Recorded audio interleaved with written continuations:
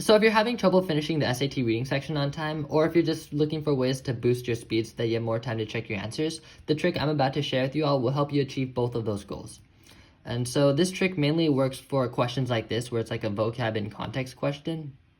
And so this one's asking us what the word form likely means based on the context, but we're not going to read the passage. So we're going to answer this without reading the passage at all.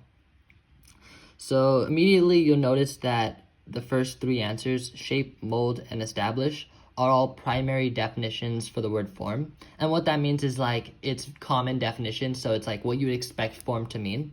So when you're forming something, you're creating something or molding something, or when you form a relationship, you're establishing a relationship.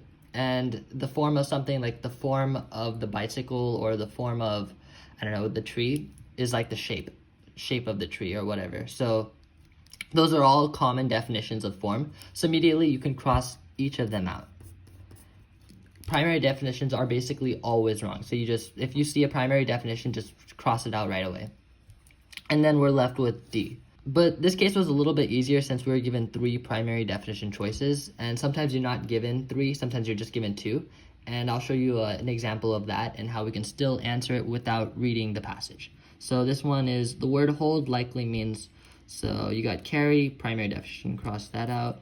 Clench, primary definition, cross that out, because when you're carrying something, you're holding something. When you clench something, you're holding something tightly. So you're left with portray and support, and portray is a good example of an answer choice that just has nothing to do with the original word, and it probably doesn't fit in the context. So if you have some time, it's always good to plug in the answer choices. Like if you're down to 2, plug both in and see which one makes sense.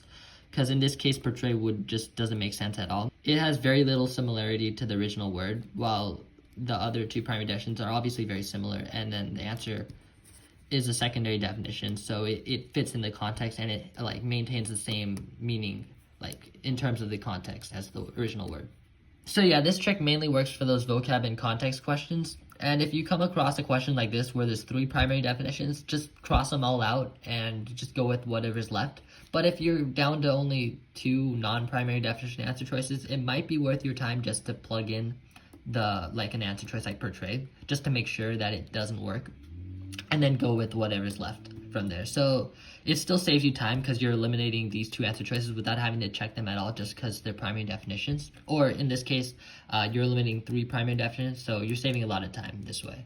So yeah, I hope you guys found this video helpful, and if you have any questions, just drop it in the comment section, and I'll see you guys in the next video.